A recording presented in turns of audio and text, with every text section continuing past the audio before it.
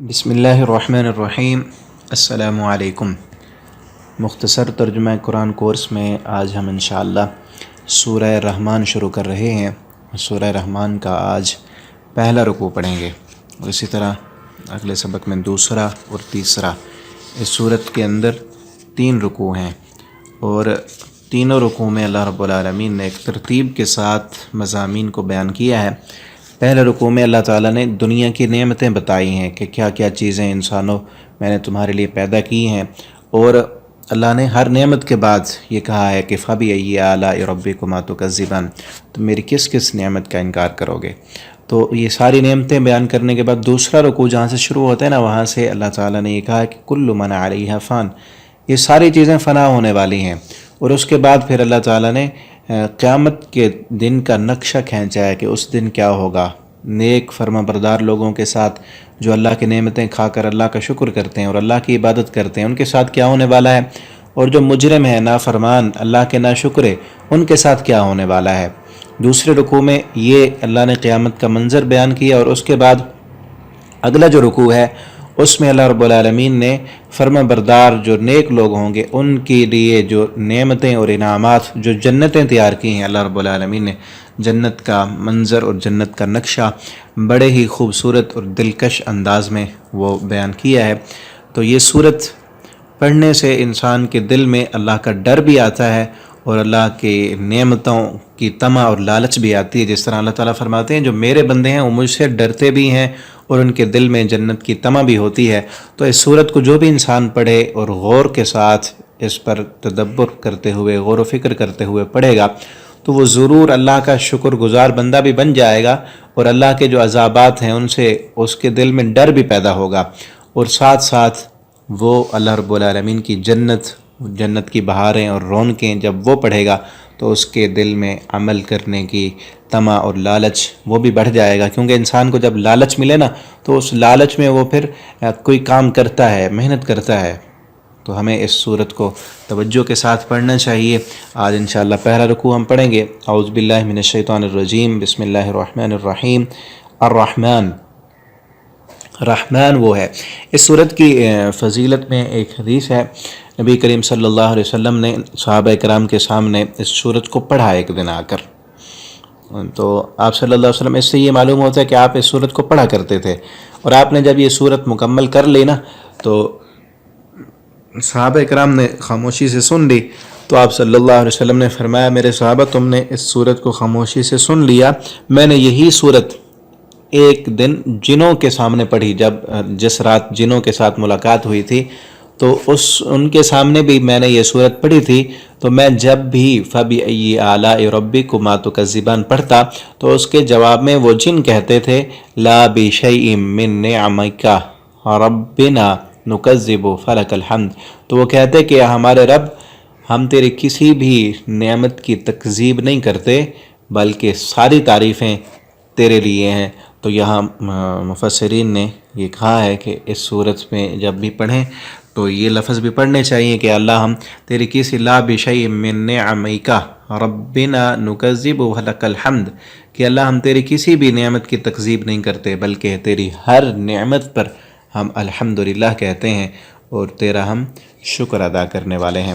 اور اسی طرح یہ بھی کہا جاتا ہے کہ یہ سورت جو ہے وہ قرآن کریم کی دلہن ہے۔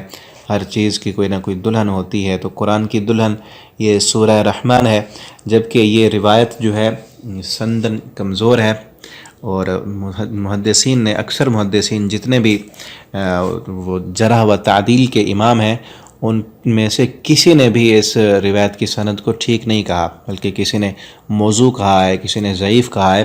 تو یہ بات جو ہے وہ درست نہیں ہے، یعنی نبی صلی اللہ علیہ وسلم تک صحیح سند کے ساتھ یہ بات نہیں پہنچتی، بعد میں کسی اور بندے کا قول ہے یا کسی نے اپنی طرف سے یہ بات کر دی ہے۔ تو یہی بات ہی کافی ہے کہ اس میں انسان کو کس قدر ڈرایا گیا ہے اور کتنی نصیحت کی گئی ہے، اس لیے اس سورت کو ہمیں پڑھنا چاہیے۔ رحمان نے اپنا تعارف کرایا کہ الرحمن، رحمان وہ ہے علم القرآن، جس نے قرآن سکھایا، خلق الانسان، اس نے پیدا کیا انسان کو۔ یہاں ہم دیکھیں کہ اللہ رب العالمین نے پہلے ذکر کیا علم القرآن، قرآن کی تعلیم کا، اور بعد میں کہا کہ اگلی آیت میں خلق الانسان، اس نے انسان کو پیدا کیا، حالانکہ پیدائش پہلے ہوتی ہے اور بعد میں تعلیم ہوتی ہے۔ پیدا ہوگا انسان، بڑا ہوگا تو تعلیم حاصل کرے گا، لیکن اللہ تعالیٰ نے پہلے علم کا ذکر کیا، اور علم بھی قرآن کا، اور بعد میں تخلیق کا ذکر کیا۔ اللہ رب العالمین نے انسان کے پیدا کرنے کا مقصد جو تھا نا وہ پہلے بتا دیا کہ ہم نے پیدا کیوں کیا۔ علم القرآن، تاکہ وہ قرآن کو سیکھے، قرآن کو سمجھے، قرآن کو پڑھے۔ تو جو انسان پیدا ہونے کے بعد قرآن نہیں پڑھتا نا، قرآن کی تعلیم حاصل نہیں کرتا، اللہ کے ہاں وہ پیدا ہی نہیں ہوا، وہ مردوں میں شامل ہے۔ کیونکہ اللہ رب العالمین نے انسان کو پیدا کس لیے کیا ہے؟ تاکہ وہ قرآن کا علم حاصل کریں، قرآن کو سیکھیں۔ جس طرح ایک بندہ کوئی اپنی چیز بناتا ہے نا، دنیا میں کئی کمپنیاں اپنی پروڈکٹ تیار کرتی ہیں، اور وہ اس کو ٹھیک طریقے سے چلانے کے لیے ساتھ گائیڈ بک دیتی ہیں کہ اس کو دیکھو اور پڑھو اور اس کے مطابق اس کو چلانا ہے۔ اسی طرح اللہ رب العالمین نے انسان کو بنایا تو یہ گائیڈ بک قرآن دیا ہے، اس کو دیکھیں، اس کو پڑھیں، اس کے مطابق زندگی بسر کریں، چلائیں گے انسان کو تو انسان درست چلے گا۔ اگر قرآن سے ہٹ جائیں گے تو پھر خرابیاں ہوں گی، پھر پریشانیاں اور ٹینشن آئیں گی۔ اور آج جتنی بھی نحوست ہے، پریشانیاں ہیں، دکھ اور مصیبتیں ہیں، صرف مین وجہ اس کی یہ ہے کہ ہم قرآن سے دور ہو گئے۔ اور یہاں یہ بات بھی آتی ہے، یعنی بندر وغیرہ سے، جانوروں سے ترقی کرتے کرتے انسان نہیں بن گئے، جیسا کہ ڈارون کا فلسفہ ارتقاء ہے، بلکہ انسان کو اسی شکل و صورت میں اللہ تعالیٰ نے پیدا کیا ہے، جو جانوروں سے الگ ایک مستقل مخلوق ہے، اور انسان ایک الگ جنس ہے۔ اللہ تعالیٰ نے انسان کو انسان ہی بنایا ہے۔ ان کا نظریہ بھی اس آیت سے اس کا رد ہوتا ہے۔ علمہ البیان، کہ اس نے اس کو بولنا سکھایا۔ رحمان نے انسان کو بولنا سکھایا، کس لیے؟ تاکہ وہ قرآن کو بول کر پڑھے، اللہ کی حمد و ثنا کرے، اللہ کی تعریف کرے، اور انسان اپنی مادری زبان جو ہے وہ خود بخود بغیر سیکھے لوگوں سے سن سن کر سیکھ لیتا ہے۔ یہ بھی اللہ رب العالمین کی طرف سے ہی رحمت اور اللہ کا فضل ہے۔ الشمس، سورج، والقمر، اور چاند، بحسبان، ایک مقررہ حساب کے ساتھ اللہ فرماتے ہیں کہ وہ چل رہے ہیں، کبھی وہ اللہ کی نافرمانی نہیں کرتے۔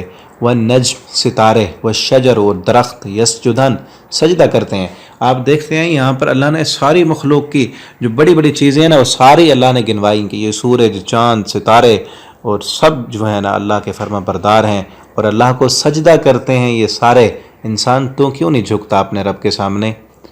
اور یہاں اللہ تعالیٰ نے دوسری جگہ پر فرمایا، کیا آپ نہیں دیکھتے ان اللہ یسجد لہ من فی السماوات ومن فی الارض والشمس والقمر والنجوم والجبال والشجر والدواب، سورہ حج آیت نمبر 18 میں ہے کہ آپ نہیں دیکھتے کہ بے شک اللہ کو سجدہ کرتے ہیں جو بھی آسمانوں میں اور جو بھی زمین میں ہے، سورج بھی، چاند بھی، ستارے بھی، پہاڑ بھی، درخت بھی اور جانور بھی، سب کے سب اللہ کے سامنے جھکے ہوئے ہیں۔ انسانوں تم بھی جھک جاؤ۔ اور دوسری جگہ اللہ فرماتے ہیں کہ تم ان کی تسبیح کو، ان کی عبادت کو تم محسوس نہیں کر سکتے، وہ کس طرح عبادت کرتے ہیں، ان کی عبادت کا اپنا طریقہ ہے۔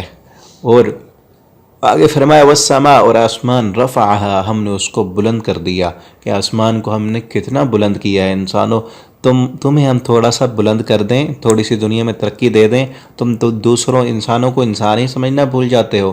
اس آسمان کو دیکھو کتنا ہم نے اونچا اور بلند کر دیا ہے، لیکن کبھی وہ ہمارا نافرمان نہیں بنا۔ رفعہا، اور بلند کیا اس کو، ووضعہ، اور رکھ دیا ہم نے میزان، ترازو، ہم نے ترازو رکھ دیا ہے، انصاف کا ترازو اس پوری کائنات میں رکھا ہوا ہے، کہ کائنات کا سارا نظام اس انصاف کے ساتھ چل رہا ہے، کہ کبھی دن کے وقت میں رات نہیں آتی، رات کے وقت میں دن نہیں آتا۔ کسی درخت پر، کھجور کا درخت ہے نا تو اس پر سیب نہیں لگتے، سیب کے درخت پر کبھی مالٹے نہیں لگتے، کیونکہ جو چیزیں ہم نے جیسے جیسے رکھی ہیں نظام ویسے کا ویسے چل رہا ہے۔ تو تم بھی انصاف کا ترازو تھامے رکھو تو تم بھی قائم رہو گے۔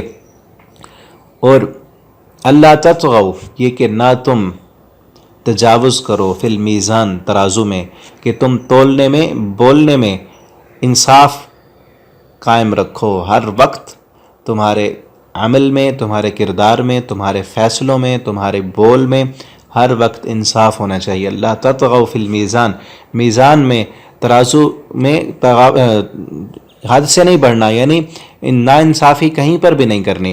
وَأَقِيمُ الْوَزْنَ اور یہ کہ قائم رکھو، دوبارہ تاکید کی کہ قائم رکھو تم میزان کو، بالقسط انصاف کے ساتھ. وَلَا تُخْسِرْ اور نہ تم کمی کرو میزان ترازو میں، اس انصاف میں تم کبھی بھی کمی نہیں کرنا. وَالْأَرْضَ اور زمین وضعها اس نے رکھا اس کو، للانعام جانداروں کے لیے، اپنی مخلوقات کے لیے اللہ رب العالمین نے نیچے زمین بچھا دی. آگے انشاءاللہ ہم اگلے سبق میں پڑھیں گے. آپ ان اسباق کو آگے دوستوں کے ساتھ شیئر بھی کیا کریں تاکہ آپ کے لیے صدقہ جاریہ بنے. انشاءاللہ کل کے سبق میں آگے انشاءاللہ ہم پڑھیں گے. والسلام علیکم ورحمۃ اللہ وبرکاتہ.